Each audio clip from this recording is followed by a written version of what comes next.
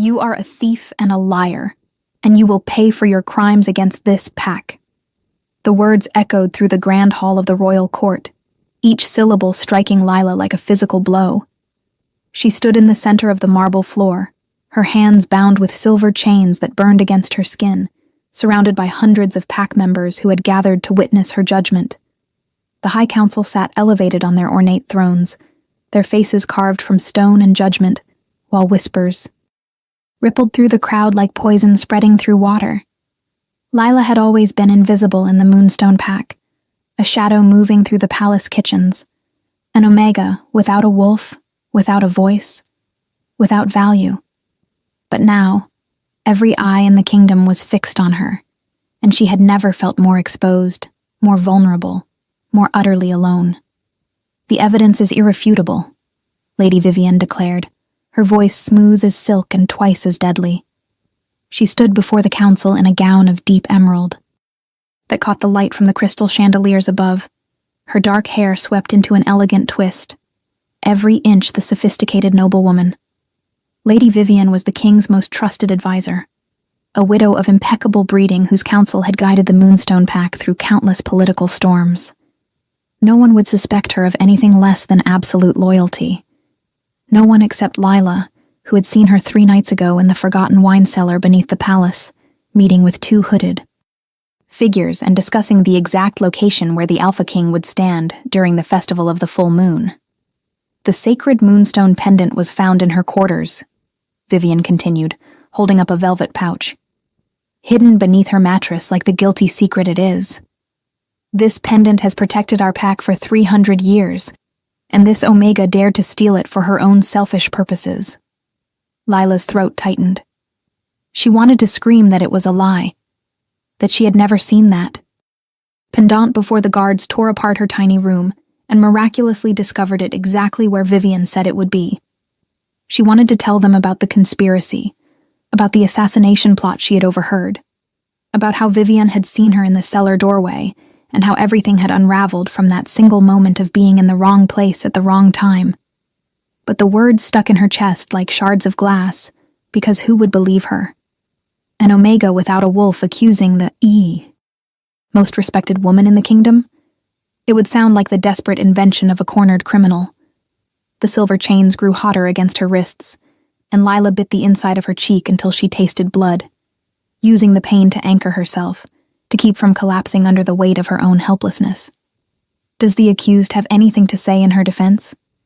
The voice belonged to Elder Marcus, the head of the High Council, a man whose gray beard reached his chest, and whose eyes held no warmth, no mercy, only the cold calculation of law and order. Lila met his gaze and saw her fate already written there. They had decided her guilt before she ever entered this hall. The trial was merely theater, a show of justice for a conclusion already determined. Still, she had to try. She had to fight, even if it was futile, because the alternative was accepting that her life, her truth, her very existence meant nothing. "I did not steal the pendant," Lila said, and her voice came out, smaller than she intended, barely carrying past the first row of onlookers. She cleared her throat and tried again, forcing strength into words that felt fragile as spider silk. "I have served this pack faithfully for 5 years. I have never taken anything that did not belong to me. I swear on the moon itself, I am innocent." The declaration hung in the air for exactly 3 seconds, before laughter erupted from somewhere in the crowd, cruel and mocking, and others joined until the sound swelled into a wave that crashed over her. Heat flooded Lila's cheeks, shame burning hotter than the silver at her wrists, and she dropped her gaze to the floor because she could not bear to see the amusement in their faces, the complete dismissal of her words as if she had told a joke rather than spoken the truth. Enough. Lady Vivian's command cut through the laughter like a blade through flesh, and silence fell instantly. She moved closer to Lila with steps that were liquid grace, her perfume reaching Lila's nose, something expensive and floral that made her stomach turn. "I understand you are frightened, child," Vivian said, and her tone was almost kind, almost sympathetic, which made it so much worse. But lying will only make your punishment more severe. Confess your crime, show remorse, and perhaps the council will show leniency. Her hand reached out as if to touch Lila's shoulder in comfort, but Lila flinched away instinctively. Something flashed in Vivienne's eyes. Something cold and satisfied, before her expression smoothed back into concern. You see? Vivienne addressed the council.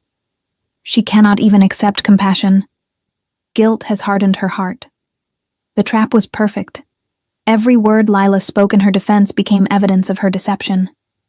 Every reaction was interpreted through the lens of predetermined guilt. She was drowning in quicksand, and every movement to save herself only pulled her deeper. Lila's breathing quickened, her chest tight with rising panic. And she forced herself to focus on something. Anything, to keep from spiraling completely. Her eyes found the great windows that lined the eastern wall of the hall, tall arches of stained glass depicting the moon in its various phases. Moonlight streamed through them now, painting colored patterns across the marble floor, blue and silver and violet. She had cleaned those windows 100 times, standing on tall ladders with a bucket and cloth, making the glass shine until it seemed to, disappear. She had been content then, invisible and safe in her insignificance. How had everything changed so completely in just 3 days? We have additional testimony, Elder Marcus announced, and Lila's attention snapped back to the council. Her stomach dropped as Beta James stepped forward from his position near the throne. Beta James was second only to the Alpha King himself, a warrior of legendary skill, with scars crossing his face like a map of battles won. He had never spoken to Lila directly in all her years at the palace, but she had seen him often, had admired from a distance the way he commanded respect with his mere presence. Now that presence was turned against her, and she felt the full weight of her powerlessness. Beta James, you examined the accused's quarters personally, correct? Elder Marcus asked. I did, James confirmed, his voice deep and gravelly. The pendant was concealed beneath a loose floorboard under her mattress. She had also hidden a collection of silver coins, far more than an Omega servant would earn honestly. More lies, more fabricated evidence. Lila's knees threatened to buckle. I never touched those coins, she whispered, but no one was listening anymore. If you are enjoying this story, do not forget to leave a like and subscribe to the channel for more emotional stories like this one. The council members leaned toward each other, conferring in low voices that Lila could not distinguish.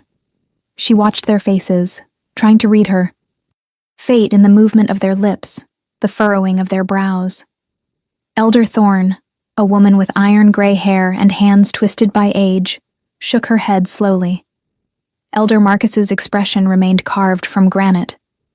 The youngest council member, Elder David, looked almost apologetic, but he did not speak up in her defense. Minutes stretched like hours, and Lila's legs began to tremble from standing so long, from carrying the weight of terror and injustice that pressed down on her shoulders like physical stones. She thought about her mother, who had died when Lila was 12, leaving her alone in a world that had no place for Omegas without wolves. Her mother had always told her to be good, to work hard, to never draw attention, and Lila had followed that advice faithfully. Look where it had brought her. The council has reached a decision. Elder Marcus's pronouncement cut through Lila's spiraling thoughts. The hall fell silent, every breath held, every eye watching. Lila Thorne, you have been found guilty of theft of Sacred Pack property.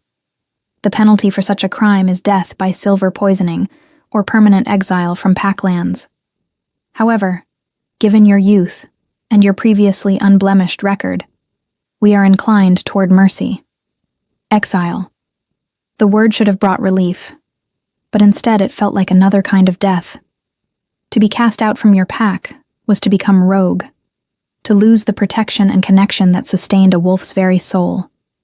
Except Lila had no wolf. Had never shifted. Had never felt the presence of that second self that other pack members described. Would exile even affect her the same way? Or would she simply be alone, wandering until she died of exposure or starvation, or was killed by actual rogues who prowled the borderlands. Wait. The single word rang out like a bell, and Lila's head snapped toward the source. The crowd parted, bodies pressing back against the walls as a figure emerged from the shadows near the throne. Lila's breath caught in her throat. Alpha King Dominic had been present the entire time, seated in the great throne carved from a single piece of white oak. But he had been so still, so silent, that Lila had almost forgotten he was there. Almost, because forgetting the Alpha King was impossible once you had actually seen him. He stood now, rising to his full height, which was considerable, his shoulders broad beneath a black shirt that seemed to absorb light. His face was all sharp angles and hard planes, a jaw that could have been chiseled from marble, dark hair that fell past his collar, and eyes the color of amber shot through with gold. He was 30 years old and had ruled the Moonstone Pack since his father's death 8 years ago, and in that time he had expanded their territory, strengthened their alliances, and earned a reputation as both brilliant strategist and ruthless warrior. Dominic descended the steps from his throne with measured grace, each footfall deliberate, and the crowd seemed to shrink away from him even as they craned their necks to watch. Power radiated from him like heat from a forge. The unmistakable presence of an alpha so dominant that even other alphas lowered their eyes in his presence. Lila had seen him perhaps a dozen times in her 5 years at the palace, always from a distance, always in passing. She had never been close enough to speak to him, never dared to even meet his gaze. But now he was walking directly toward her, and her heart hammered so violently. She was certain everyone in the hall could hear it.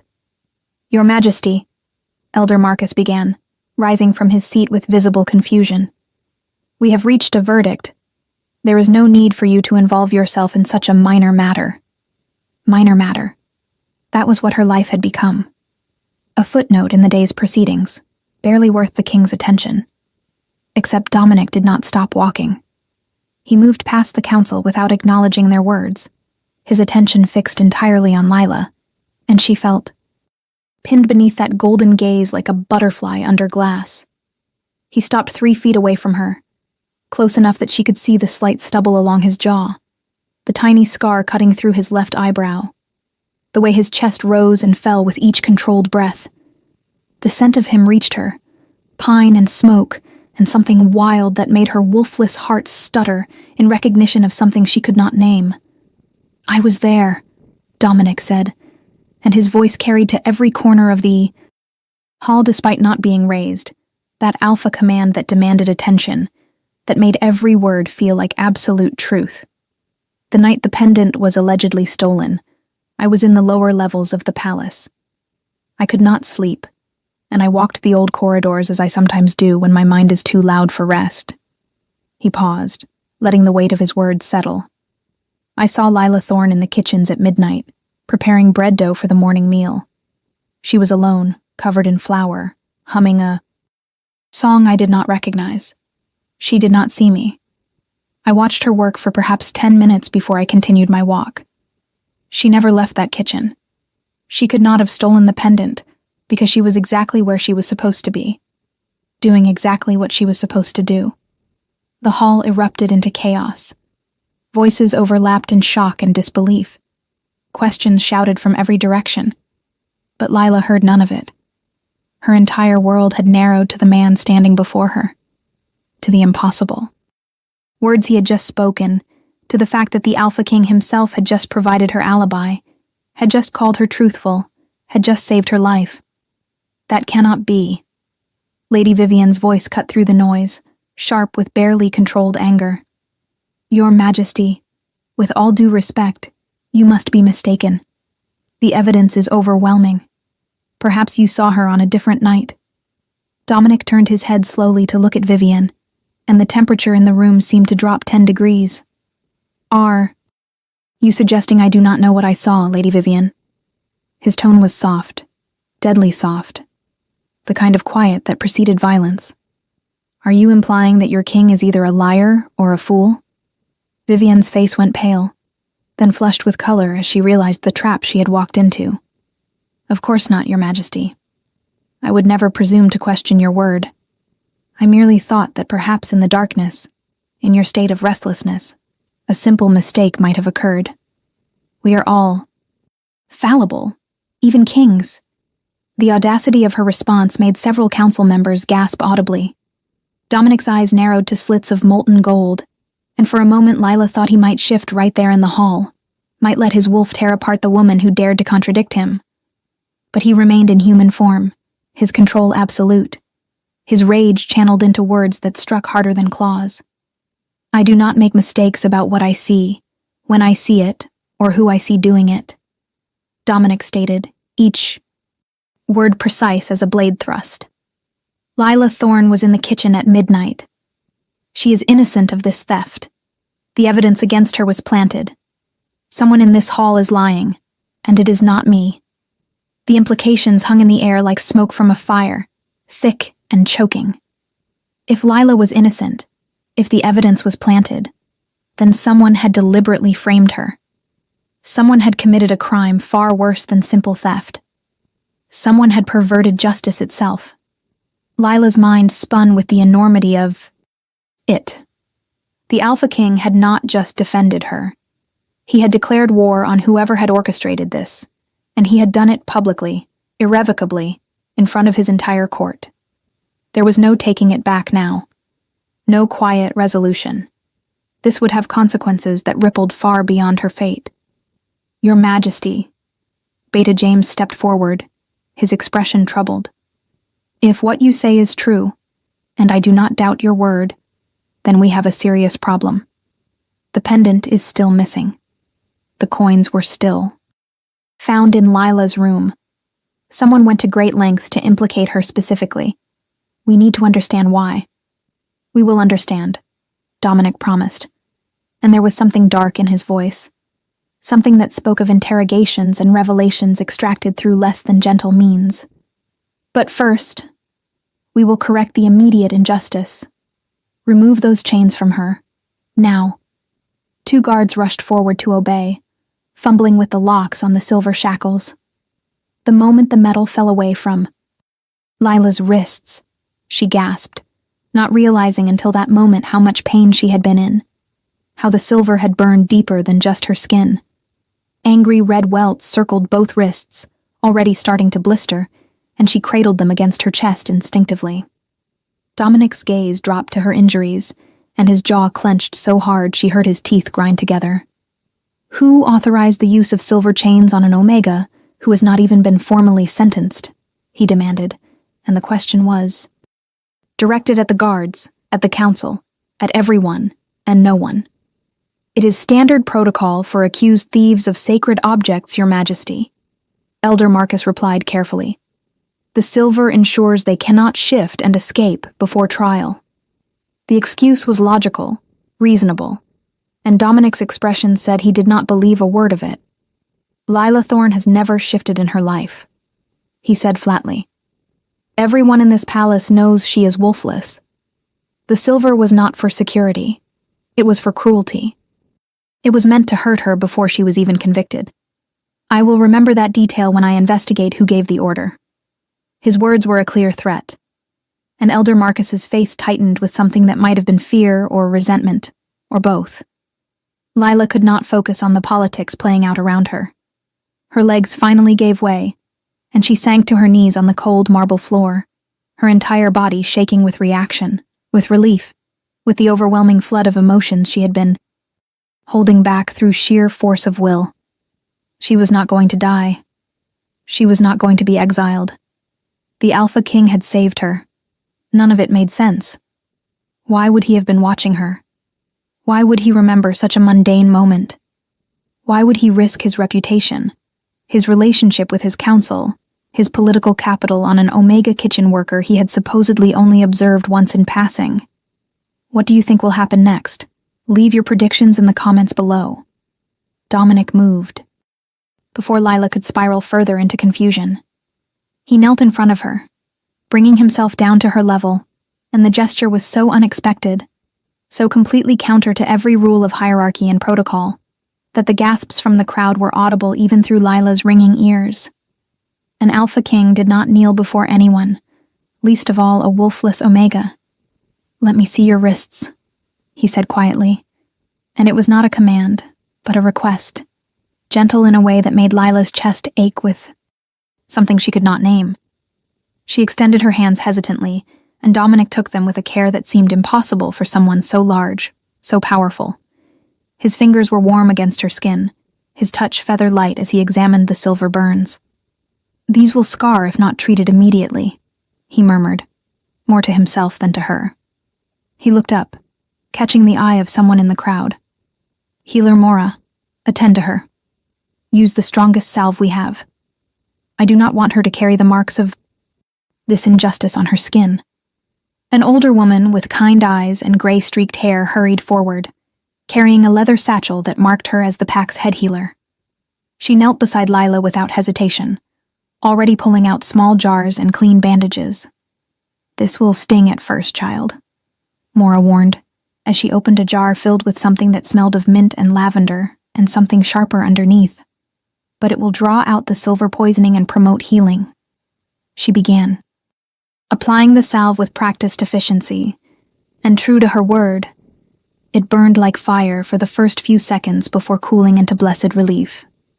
Lila bit her lip to keep from making any sound, determined not to show more weakness than she already had, but a small whimper escaped despite her best efforts. Dominic's hands tightened fractionally around hers, and when she dared to glance at his face, she found him watching her with an intensity that made her breath catch. His eyes were not just gold, she realized. They held flecks of green and amber, and something that seemed to shift with the light, and they were looking at her like she mattered, like she was more than just a problem to be solved, or a political inconvenience to be managed. "You are safe now," Dominic said, and the words were meant for her alone, despite the hundreds of people watching. "I give you my word, Lila Thorne. No one will touch you. No one will threaten you. No one will harm you while I draw breath. You are under my personal protection, effective immediately." The declaration sent a fresh wave of whispers through the crowd, shocked and scandalized in equal measure. Personal protection from the Alpha King was not a casual thing. It meant she would live in the royal wing of the palace. It meant guards would be assigned specifically to her. It meant her safety became his responsibility, his priority, his sacred duty. It was the kind of protection reserved for visiting dignitaries, for high-ranking allies, for potential mates. Lila's mind stuttered on that last thought, and she shoved it away violently because that was impossible, absurd, completely beyond the realm of possibility. Alpha Kings did not mate with wolfless Omegas. That was not how the world worked. "Your Majesty, this is highly irregular." Lady Vivian found her voice again, and though she had smoothed her expression into neutrality, Lila could hear the fury underneath her controlled tone. "While I am relieved that Miss Thorne is innocent of the charges, surely placing her under royal protection is excessive. She can return to her duties in the kitchens, and the investigation can proceed without such dramatic measures." Dominic rose to his full height, still holding one of Lila's hands in his own, and when he looked at Vivienne this time, there was something in his expression that made the noblewoman take an involuntary step backward. "Someone in this palace tried to destroy an innocent woman's life," Dominic said, his voice carrying the weight of absolute authority. "Someone planted evidence, fabricated testimony, and nearly succeeded in having her killed or exiled for a crime she did not commit. That someone is still here, still walking free, still potentially dangerous. Until I know who orchestrated this and why, Lila Thorne will remain where I can personally guarantee her safety. Is that clear enough for you, Lady Vivian? Or do you require further explanation of my reasoning?" The challenge in his words was unmistakable, and Vivian's carefully maintained mask slipped for just a fraction of a second, revealing something cold and calculating beneath. But she recovered quickly, dipping into a graceful curtsy. "Of course, Your Majesty. Your wisdom is beyond question. I merely worry about the burden this places on you personally, when you have so many other pressing matters requiring your attention." The concern was false, performative, but Dominic seemed content to let her maintain the Pretense for now. My burdens are my own to manage, he replied dismissively. He turned back to the council, still holding Lila's hand in a grip that was gentle but unbreakable. This trial is concluded. Lila Thorne is innocent of all charges. The search for the true culprit begins immediately. Beta James, I want you personally overseeing the investigation. Question everyone who had access to the temple, everyone who entered Lila's quarters, everyone who knew the pendant was missing before it was publicly announced. I want answers, and I want them quickly. James bowed his head in acknowledgement. It will be done, Your Majesty. His eyes flicked to Lila, and there was something apologetic in them now. Guilt, perhaps, for having testified against her so readily. I owe you an apology, Miss Thorne. I should have investigated more thoroughly before speaking against you. I allowed myself to be swayed by circumstantial evidence without seeking the truth beneath. The admission was gracious, unexpected, and Lila managed a small nod of acknowledgement, even though she could not quite find words. Her throat felt too tight, her emotions too close to the surface.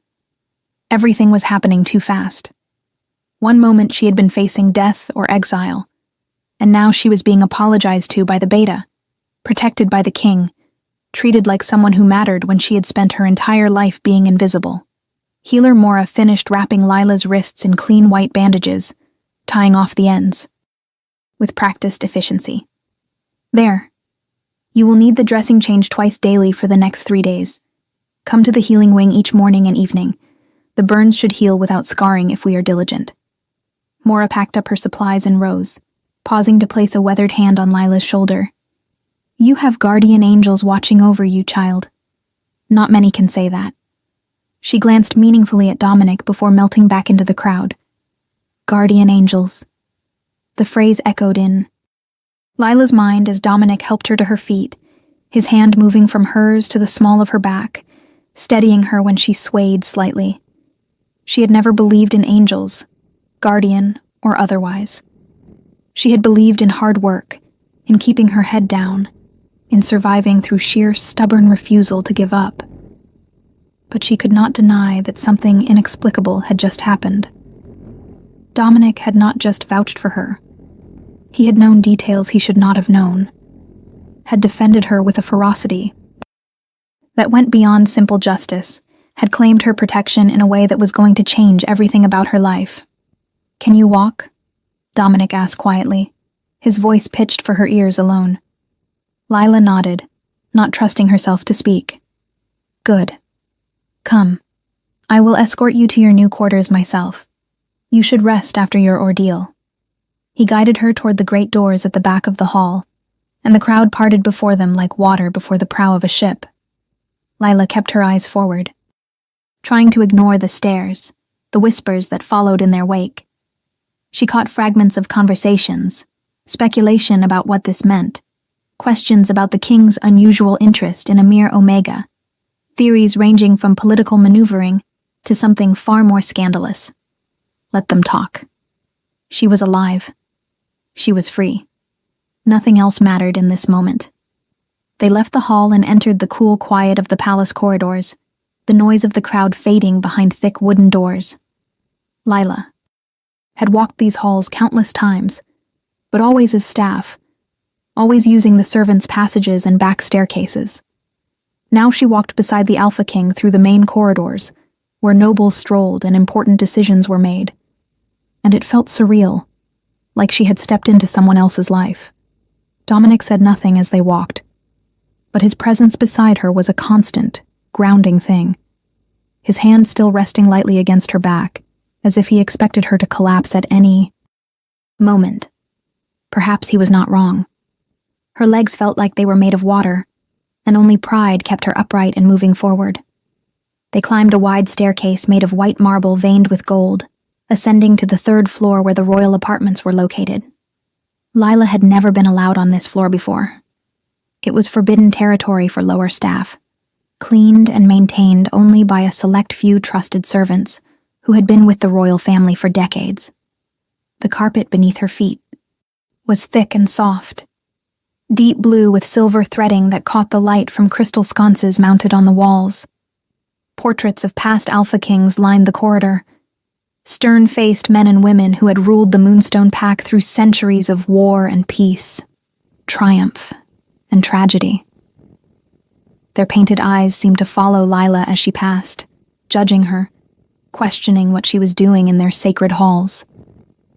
Dominic stopped before a door carved with images of wolves running through forests of silver. Birch trees. He produced a key from his pocket and unlocked the door, pushing it open and gesturing for Lila to enter. She stepped inside and froze, her breath catching in her throat. The room was larger than the entire servants' quarters she had shared with 4 other Omegas. A 4-poster bed with curtains of pale blue silk dominated one wall, the mattress thick and covered in blankets that looked softer than clouds. A fireplace took up most of another wall, already laid with wood ready to be lit. Windows overlooked the palace gardens, real glass windows with cushioned seats built into the alcoves. There was a writing desk, a wardrobe that could hold a dozen gowns, a door that led to what Lila assumed was a private bathing room because, of course, rooms like this had private baths. "This is too much," Lila whispered, finally finding her voice. "Your Majesty, I cannot possibly stay here. This is meant for someone important, someone of rank." Dominic entered behind her and closed the door, leaning against it with his arms crossed over his chest. "You are important," he said simply, as if it were the most obvious truth in the world. "And you are under my protection, which means you stay where I can be certain of your safety. This room is directly across from my own chambers. No one can reach you without going through me first." The casual mention that his chambers were across the hall made Lila's face heat with a blush she could not control. She turned away, pretending to examine the tapestry hanging near the fireplace, anything to avoid meeting those golden eyes that saw too much. "Why are you doing this?" The question burst from Lila before she could stop it. All the confusion and fear and desperate need to understand bubbling over. "Why did you defend me? You said you were watching me that night. But why? I am nobody. I am an Omega without a wolf, without family, without any value to you or this pack. I do not understand what is happening." She turned back to face him, her bandaged hands clenched into fists at her sides. "Please, I need to understand why the Alpha King cares whether I live or die." The vulnerability in her voice made her cringe internally, but she could not take the words back, could not pretend she was not drowning in questions that had no logical answers. Dominic was silent for a long moment, studying her with an expression she could not read. Then he pushed off from the door and crossed the room to stand before her, close enough that she had to tilt her head back to maintain eye contact. "I have been looking for you my entire life," he said quietly, and the words made no sense, fit no context Lila could imagine. "I did not know it was you specifically. I did not know your name or your face or where I would find you, but I knew I would recognize you the moment we were in the same space." He reached up slowly, giving her time to pull away, and brushed a strand of hair behind her ear with fingers that trembled almost imperceptibly. "3 months ago, you were cleaning the windows in the Great Hall. I was meeting with ambassadors from the Silver Crest Pack, discussing trade agreements and border disputes. You were 20 feet above us on a ladder, completely focused on your work, unaware that everyone in the room could scent you." Lila's brow furrowed in confusion. Scent her? That made no sense. Omegas without wolves had almost no scent at all. It was one of the things that made them invisible, unremarkable. "I do not have a scent," she protested. "I have never had one. It is one of the markers of being wolfless." Dominic's lips curved into something that was almost a smile, sad and knowing and tinged with wonder. "You have a scent, Lila. You have always had a scent. But only one person in this entire pack can smell it." His hand moved from her hair to cup her cheek, his palm warm against her skin. "Me. Only me. Because you are mine. And I am yours. And that bond exists whether you have a wolf or not. Whether you can feel it or not. Whether you believe in such things or not." If you want to see how this story ends, make sure you are subscribed with notifications on. The world tilted on its axis. Mate bond. He was talking about a mate bond. With her. With Lila Thorne. The invisible Omega who had spent her entire life being told she would never have a wolf, never have a mate, never be anything more than a servant. That is impossible, Lila breathed, but even as she said it, something deep. In her chest twisted. A sensation she had never felt before. Warm and golden and achingly right. I cannot be your mate. Fate would not be so cruel as to bind an Alpha King to someone like me. The words tasted bitter on her tongue. The truth of her own inadequacy laid bare. She was not beautiful like Lady Vivian or sophisticated like the noble women who graced the court. She had rough hands from years of scrubbing floors and calluses from carrying heavy trays. Her hair was plain brown, her eyes unremarkable gray, her body too thin from years of making do with kitchen scraps. Fate is not cruel, Dominic countered, his thumb stroking across her cheekbone in a gesture so tender it made her eyes sting with unshed tears. Fate is perfect.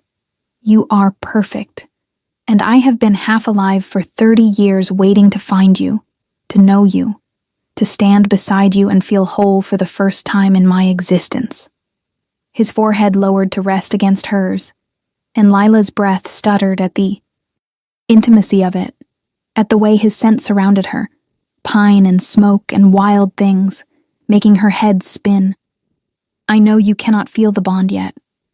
I know you do not have your wolf to confirm what I already know in every cell of my body. But I am asking you to trust me. Trust that I would not lie about something this sacred.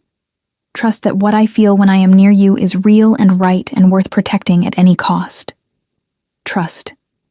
It was such a simple word, such an impossible ask. How could she trust that she was worthy of this, that she deserved to be claimed by the most powerful man in the kingdom?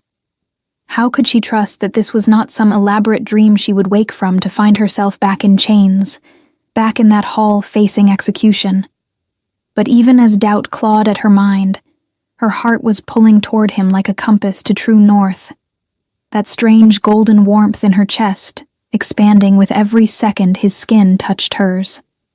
I want to trust you, Lila admitted, her voice barely a whisper.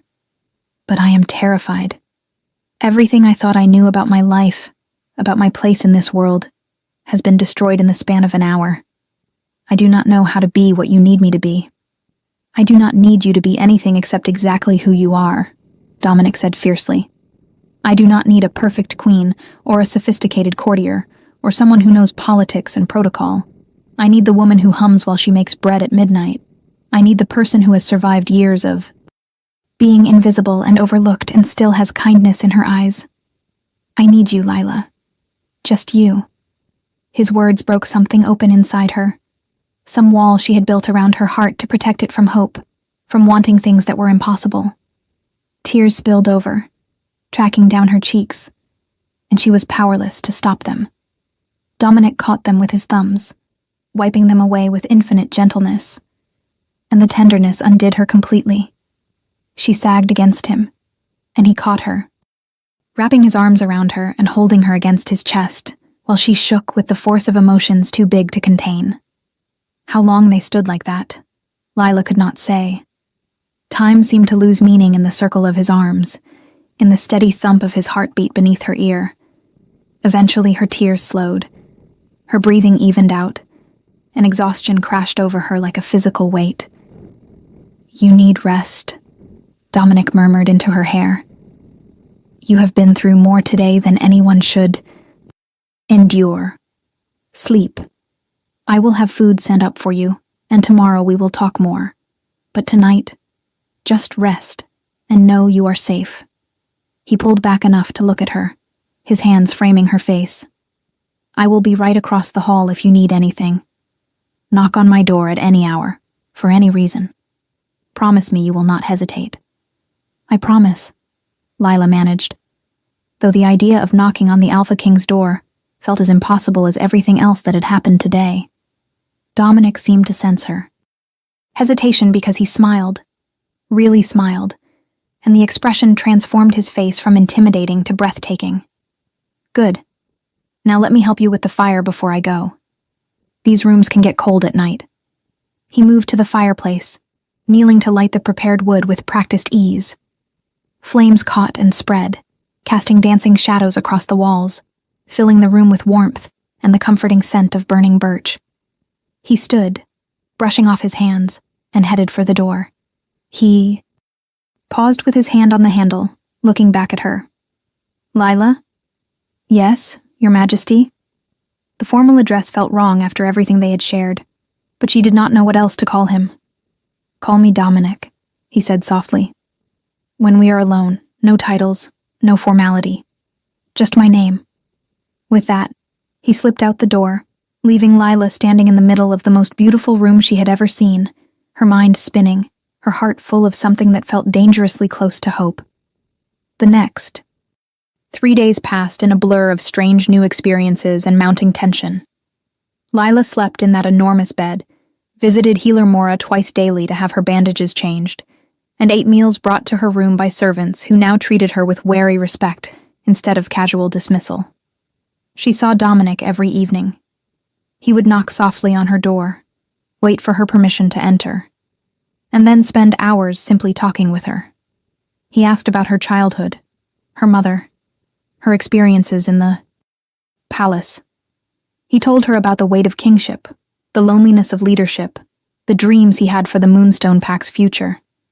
They were careful conversations, both of them navigating new territory, but with each passing night, Lila felt the invisible thread between them strengthen, that golden warmth in her chest growing brighter. But outside her sanctuary, the investigation into who had framed her was yielding disturbing results. Beta James discovered that the temple guards who should have been watching the sacred relics. The night of the theft had been drugged with sleeping powder mixed into their evening meal. The coins found in Lila's room were traced to a cache that had been reported stolen from the royal treasury 6 months prior, but the theft had been buried in paperwork and never properly investigated. The pendant itself had been returned anonymously, left on the temple steps wrapped in black cloth, which suggested whoever took it had only wanted it temporarily, needed it. Gone long enough to frame Lila, and then back in place to avoid questions about its permanent loss. Every thread led back to someone with intimate knowledge of palace security, someone with access to restricted areas, someone with the authority to move freely without question. The list of suspects grew shorter and more disturbing with each revelation. On the 4th morning, Lila woke to urgent knocking on her door. She stumbled out of bed, wrapping a robe around herself, and found Dominic, standing in the hallway with Beta James and 4 royal guards. His face was grim, his eyes hard with barely controlled fury. What happened? Lila asked, fear spiking through her at the expressions she saw. We have our answers, James said flatly. Or rather, we have confirmation of what His Majesty suspected from the beginning. Lady Vivian has been arrested for treason, conspiracy to commit murder, and falsifying evidence against you. Her rooms were searched at dawn, and we found correspondence with Alpha Marcus of the Shadow Ridge Pack, detailing a plot to assassinate King Dominic during the Festival of the Full Moon. You were meant to be a distraction, a scandal to occupy the council and the king's attention, while the real plan moved forward. When you overheard her meeting in the wine cellar, she had to silence you quickly, so she framed you for theft, knowing it would keep you isolated and discredited. The words hit Lila like physical blows. She had known Vivian was behind the frame job, but hearing the full scope of it, understanding that her near execution had been nothing more than a convenient cover for regicide, made her stomach turn. Where is she now? Lila asked. In the dungeons, Dominic replied, his voice cold as winter steel. Along with the 2 conspirators you saw her with in the cellar. They have confessed everything in exchange for slightly less severe sentences. Vivienne is still claiming innocence, but the evidence is overwhelming. She will face trial within the week, and this time, the verdict will not be in question. Justice. It should have felt satisfying, but Lila only felt hollow. She almost succeeded, she whispered. If you had not been watching me that night, If you had not vouched for me, I would be dead or exiled, and she would have been free to continue her plot. Dominic closed the distance between them, pulling her into his arms, despite the audience of guards and Beta watching. But I was watching you, he said, into her hair. I was watching you because I cannot help but watch you, because you are the center of my world whether you know it or not. And I will always protect you, Lila. Always. That is what mates do. Mates. He said it so easily now, so matter-of-factly, as if it were settled truth rather than something Lila was still struggling to accept. But standing in his arms, feeling safe and valued and protected, she found it easier to believe. Found herself wanting to believe despite all her fears and insecurities. What happens now? She asked. Now we make it official, Dominic said, pulling back to look at her. The festival of the full moon is tomorrow night. It is the most sacred night of the year, when pack bonds are strengthened and new mates are recognized before the goddess. I want to claim you publicly, Lila. I want everyone in this pack to know you are mine, that you are their future queen, that you are under my protection not just as a political gesture, but as my chosen mate. Queen. The word made Lila's knees weak. I do not know how to be a queen, she protested. I do not know politics or diplomacy, or how to navigate court intrigue. Dominic cupped her face between his hands, forcing her to meet his eyes. You will learn.